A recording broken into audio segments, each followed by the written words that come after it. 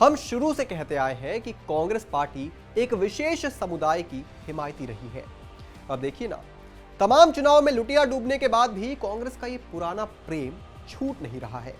अब जैसा कि अक्सर सुनने को मिलता है कि भैया पहला प्यार तो आखिर पहला होता है, और उसी प्यार का उदाहरण एक बार फिर देखने को मिला है, जहां हिंदू पक्ष कानून का सहारा लेकर संभल मस्जिद के पीछे का सच जानने की कोशिश कर रहा है, वहीं खड़ी हो गई है कांग्रेस पार्टी मस्जिद के सामने ढाल बनकर।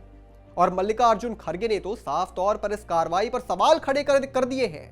बताएंगे आपको इससे जुड़ी डिटेल रिपोर्ट, पर उससे पहले आयोन भारत को सब्सक्राइब कर लीजिए। नमस्कार, मैं हूं आपके साथ स्नेह श्रेयस। आयोन भारत देख रहे हैं आप। संभल मस्जिद का पूरा विवाद आपको पता ही है, अगर आप नहीं जानते हैं तो आप हमारे चैनल पर देख सकते हैं।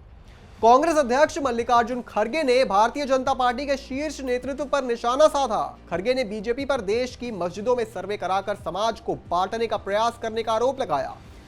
कांग्रेस अध्यक्ष ने केंद्र पर हमला करते हुए कहा कि लाल किला, ताजमहल, चार मीनार भी मुसलमानों ने बनवाया है, उसे भी तुड़वा देंगे। संविधान को लेकर महारैली की और उसमें शुरुआत में खड़गे ने कहा कि ऐसा करके बीजेपी राष्ट्रीय स्वयंसेवक संघ प्रमुख मोहन भागवत की ही बात का विरोध कर रही है।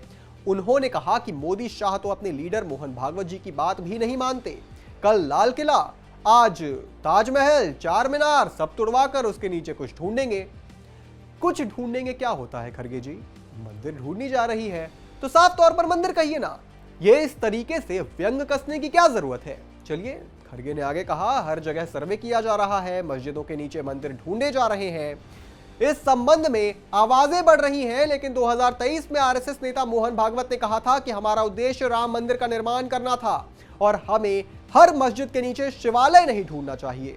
खड़गे ने प्रधानमंत्री नरेंद्र मोदी की इस तरह के सर्वेक्षणों की अनुमति देकर लोगों को एकजुट न होने देने का आरोप लगाया।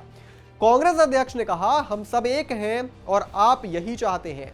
नरेंद्र मोदी कहते हैं कि एक हैं तो सेफ हैं, लेकिन वो किसी को भी सुरक्षित नहीं रहने दे रहे हैं।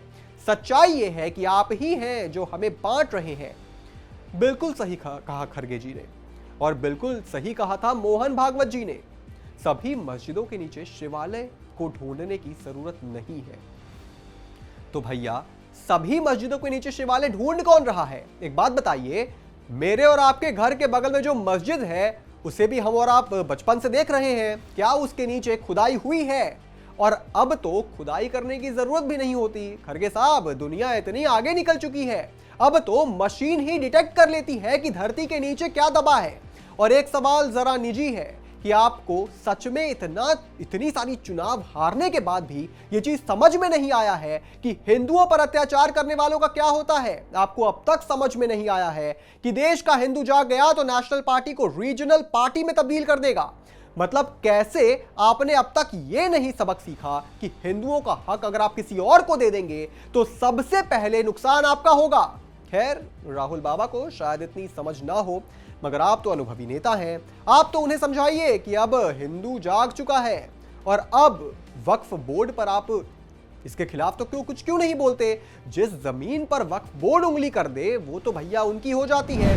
संसद भवन जिस जमीन पर बनी है उस जमीन तक को अपना कह देता है वक्फ बोर्ड, तब तो आपको कोई तकलीफ नहीं होती है, उसके खिलाफ आप आवाज नहीं उठाते। उल्टा आपने तो वक्फ के संशोधन बिल को लाने में अड़चनें डाल दी थी। तो एक तरफ आपका अधिक झुकाव सबके सामने है, ऐसे में आप कितनी भी कोशिश कर लें, हिंदू आप पर भरोसा नहीं कर सकते। इस पूरी खबर पर आप क्या सोचते हैं दोस्तों? हमें कमेंट करके जरूर बताएं, और भी तमाम बड़ी खबरों से जुड़े रहने के लिए आप देखते रहें आयोन भारत।